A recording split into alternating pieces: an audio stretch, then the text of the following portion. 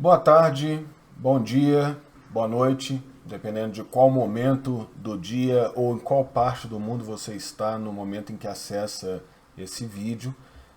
Esse é o nosso segundo encontro assíncrono da disciplina de Psicologia Social 2. Eu sou o Lucas Guimarães e hoje a gente vai discutir um pouco sobre a categorização e os grupos sociais, um pouco dando continuidade à discussão iniciada pelo professor Tiago e também avançando um pouco nas temáticas preparadas para essa disciplina. Então, o que é... A gente precisa definir primeiro o que é categorizar.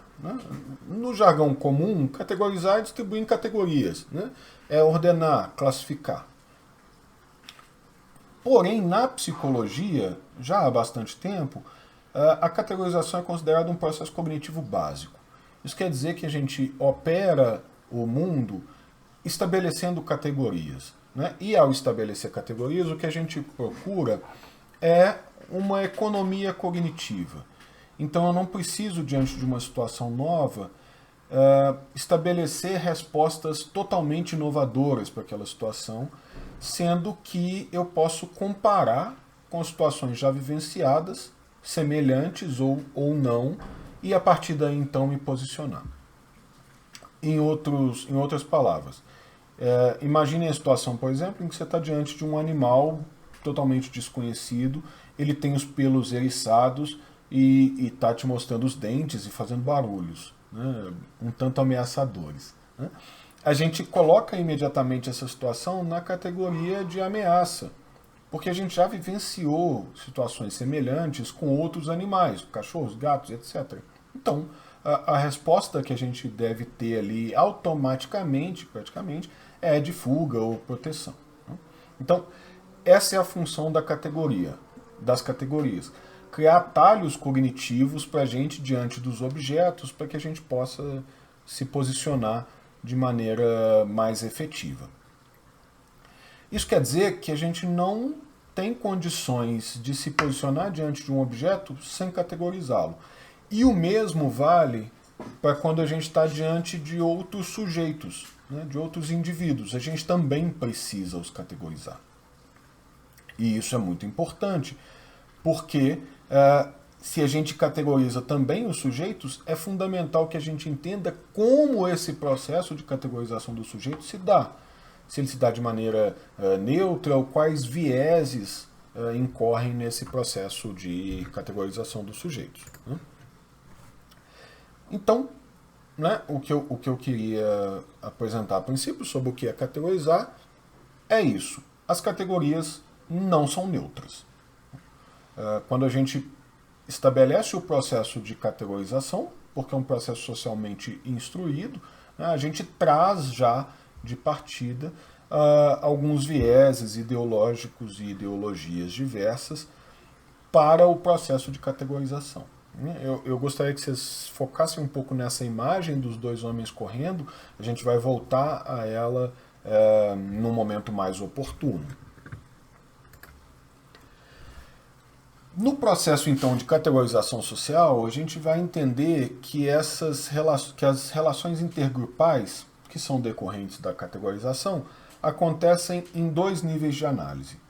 Primeiro nível, o nível individual, cuja ênfase são os processos cognitivos, e um segundo nível, o nível ideológico, com ênfase nas crenças coletivas, e nas ideologias compartilhadas.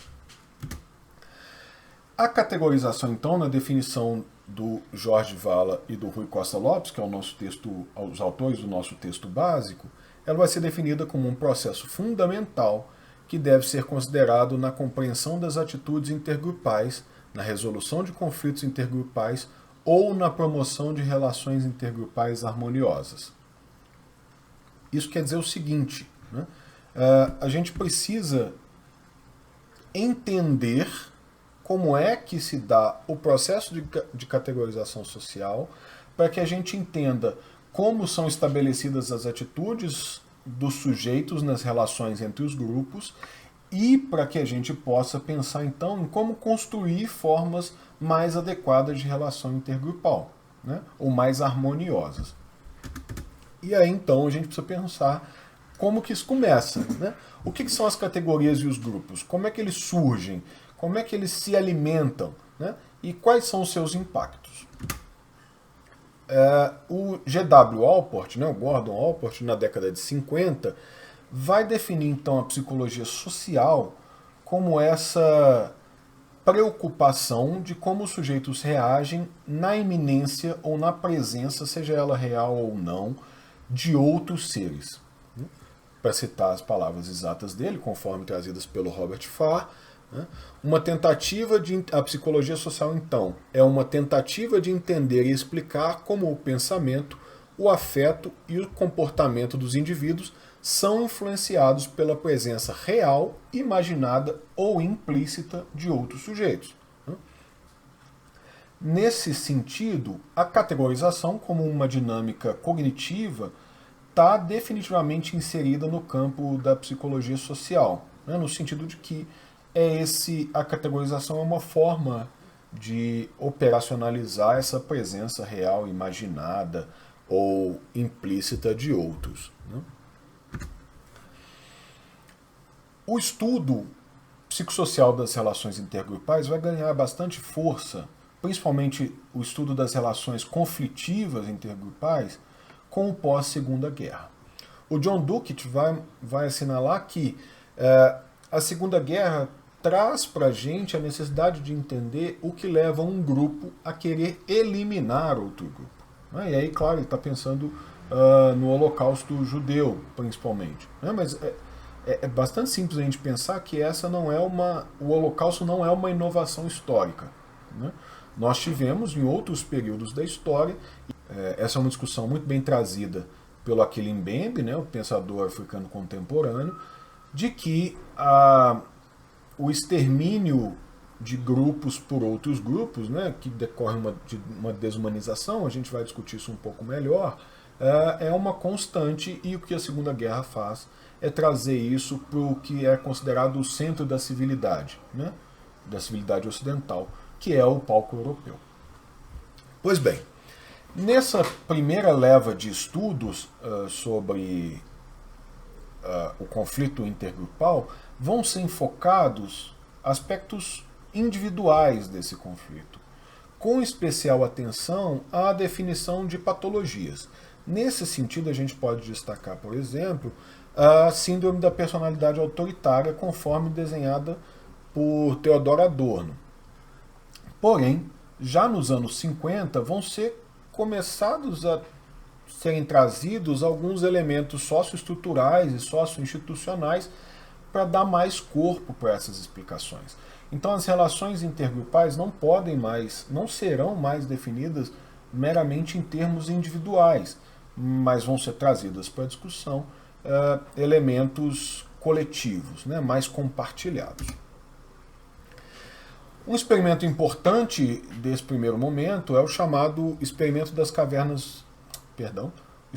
caverna dos ladrões, de Sheriff, né, do Muzaffer Sheriff e a sua esposa Caroline, do ano de 1954. Esse experimento consistia no seguinte: foram reunidos 22 crianças com idade aproximada de 11 anos e levadas para um campo, divididas em dois grupos, né, de 11 cada um, e levadas para um campo de acampamento, uma área de camping chamada Caverna dos Ladrões. Nessa área de camping, os dois grupos não sabiam da existência um do outro. E o experimento foi conduzido em etapas. Numa primeira etapa, então, foi fomentada a adesão intergrupal. Então, os garotos de um grupo e os garotos de outro grupo foram levados a realizar tarefas coletivas e de integração. Então, por exemplo, eles foram nadar juntos, fizeram refeições juntos, etc., de modo que isso aumentasse a coesão intragrupal. Num segundo momento, é revelada a eles a existência de um segundo grupo. Então, os dois grupos já estão estabelecidos e são coesos entre si, então é colocado um cenário de oposição a um segundo grupo. Na primeira fase, os grupos foram inclusive convidados a escolherem um nome para si. Então surgiu o grupo das águias e o grupo das cascavéis. No segundo momento, então, eles tomam ciência da existência do segundo grupo E no terceiro momento inicia-se uma fase de competição entre esses dois grupos. Essa competição é imediatamente abraçada pelos participantes do experimento, que passam a competir entre si, e inclusive o grupo das cascavéis sai vitorioso das provas de competição. Essa fase é interrompida com o crescer das animosidades entre os dois grupos e tem início a quarta fase do experimento, que é uma fase que visa buscar a colaboração. O que foi feito nessa fase?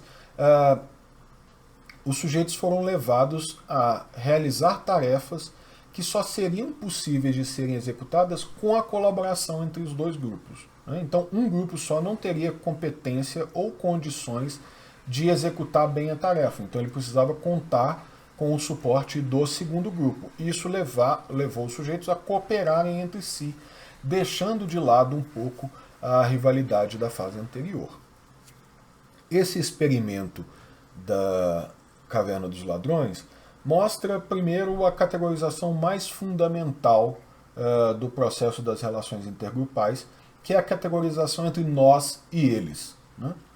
Eu e o outro, ou eu, nós, eus, e os outros. Essa primeira categorização fundamental, ela, na hipótese de Sheriff, ela vai gerar a competição e a necessidade de estabelecer uma categoria supraordenada capaz de abarcar eu e os outros, de modo a diminuir os impactos da competição através da cooperação. Esse experimento também, aí na fotografia nós estamos vendo os sheriffs, a Carolyn e o Muzaffer, esse experimento esperava identificar um momento em que a pertença grupal, a adesão ao grupo surge. E quando as relações com outros grupos externos vão ser colocadas. A hipótese aqui é que a divergência, a oposição, reforçaria o reconhecimento intergrupal, fortaleceria os elos do grupo. Ainda nesse experimento, acreditava-se que o pertencimento grupal estava relacionado diretamente à rejeição ao exogrupo. Então, o meu pertencimento ao meu grupo será tão mais forte quanto mais eu rejeite o grupo externo. E que essa rejeição poderia ser superada no surgimento de uma categoria supraordenada, que congregasse aqueles dois grupos em prol de um objetivo comum. É o que ficou conhecido como a teoria do conflito realístico. Na sequência, na década de 60, surge a teoria da identidade social, conforme proposta por Henry Tajfel e John Turner. Ela vai numa perspectiva contrária à teoria de Sheriff. No seguinte sentido, para Sheriff, é a oposição, para os sheriffs, é a oposição que fortalece a adesão intergrupal. E o fortalecimento da adesão intergrupal leva a enviesamentos endogrupais. Quer dizer que, podendo agir, eu agirei em favorecimento ao meu grupo de pertencimento. Na hipótese de Tajfel e Turner, acontece o exato oposto. A mera distinção grupal, nós e eles, já é o suficiente para o surgimento do enviesamento endogrupal. Isso vai ser chamado de o paradigma dos grupos mínimos. Para quem não conhece, o experimento que deu origem ao paradigma dos grupos mínimos, sujeitos foram levados, dois grupos de sujeitos aleatórios, foram ditos que eles pertenciam a dois grupos distintos, o grupo Klee e o grupo Kandinsky, os dois pintores famosos. E, portanto, eles tinham que distribuir pontos a outros sujeitos participantes do experimento. E o que se observou é que os sujeitos tenderiam a favorecer, ou seja, usar de um enviesamento, os sujeitos que pertenciam ao seu próprio grupo, mesmo quando a construção desses grupos é totalmente aleatória e não há qualquer relação prévia entre os sujeitos de um mesmo grupo. Nesse sentido, então, a gente opõe os dois experimentos. De um lado, o experimento da Caverna dos Ladrões propõe que o conflito de interesses grupais é a condição antecedente para a discriminação intergrupal. Ou seja, é preciso que haja o conflito de interesses para que haja o fortalecimento e o enviesamento intergrupal. Segundo a teoria da Caverna dos Ladrões, se não houver o conflito, não haverá a oposição, né, e o enviesamento endogrupal. Os sujeitos não tendo conflito, os sujeitos não vão favorecer o seu grupo de origem, que é o oposto do que propõe o paradigma dos grupos mínimos, que é: basta que exista a categorização, basta que eu me reconheça como parte de um grupo e reconheça o outro como parte de outro grupo, para que eu haja favorecendo o meu grupo de origem. Ainda na teoria da identidade social, é importante assinalar que ela vai colocar em curso três dinâmicas distintas. A dinâmica cognitiva, expressa na categorização e, na sequência, no enviesamento endogrupal. A dinâmica estrutural, porque na teoria da identidade social, alguns fatores como o estatuto dos grupos, se o grupo é favorecido ou desfavorecido, se esse status de favorecimento é legítimo ou não, se é estável ou não, esses elementos compõem a dinâmica estrutural. Então, na hora de valorizar o meu endogrupo ou o exogrupo, é possível também que eu faça isso, eu vou levar em conta essa dinâmica estrutural. O estatuto dos grupos é legítimo? É estável? E na sequência, então, eu vou participar para o enviesamento endo ou exogrupal. Aqui na imagem eu coloquei só o endogrupal, mas para destacar o aspecto motivacional daquilo, né? Eu favoreço o meu endogrupo porque, ao favorecê-lo, eu estou também aumentando a positividade da minha autocategorização, né? Quanto mais eu valorizo o grupo a qual eu pertenço, mais eu me valorizo, né? Eu me sinto valorizado. E então eu parto do pressuposto de que os outros membros do grupo também estão tomando a mesma atitude. E aí a gente precisa então pensar alguns aspectos dessa relação intra e intergrupais. Aqui tem uma charge do Tom Gold, né, em que ele coloca dois povos em oposição. O nosso povo, do lado esquerdo, né, o povo abençoado, a nossa terra natal abençoada, né, com o nosso líder glorioso, a nossa grande religião, a nossa população nobre e os nossos heróicos aventureiros, e do outro lado, né, aqueles fracos, bizarros, miseráveis, com seus déspotas, com a sua superstição primitiva, com a sua população selvagem e com os seus invasores, né?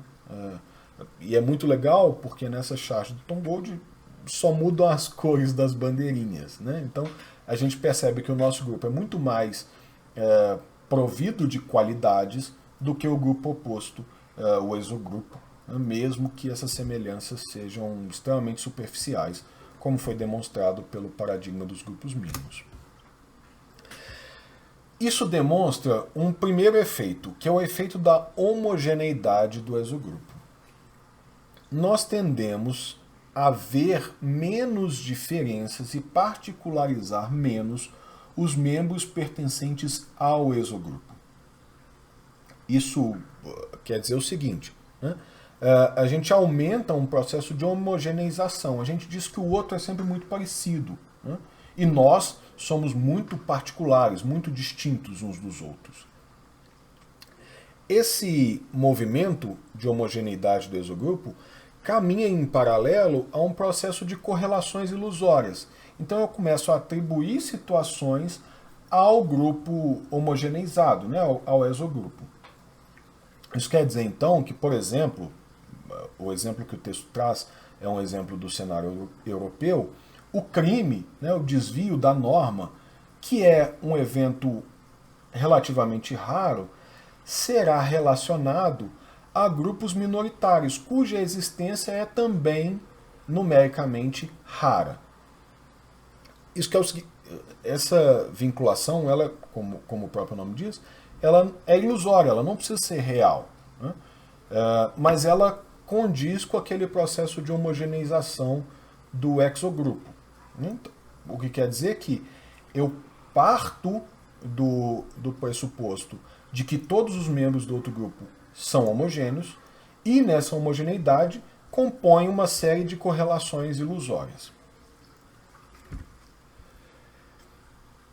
E aí, estamos falando dos exogrupos. Então, o exogrupo é um grupo homogêneo, disforme, impreciso, cheio de correlações ilusórias.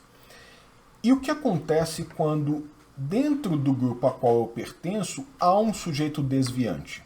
Quando eu não posso incutir o desvio ao exogrupo.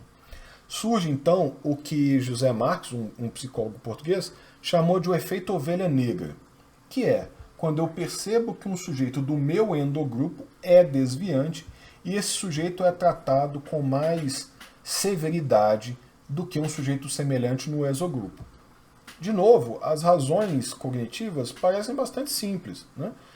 Ter no meu endogrupo um sujeito desviante, um sujeito inadequado, uma ovelha negra, desmerece o estatuto, diminui o estatuto do meu próprio grupo. Então é preciso corrigir essa falha para que o estatuto do meu grupo não se desvalorize. Eu vou fazer uma pequena pausa agora, né, antes da gente entrar no próximo tópico, que são modelos para a promoção de relações intergrupais harmoniosas. É rapidinho, é só para você dar um pause aí, tomar uma aguinha, ir ao banheiro, sei lá, qualquer coisa assim, se arrepender de ter começado a assistir essa aula, qualquer coisa desse tipo. É rapidinho, é vapt-vupt.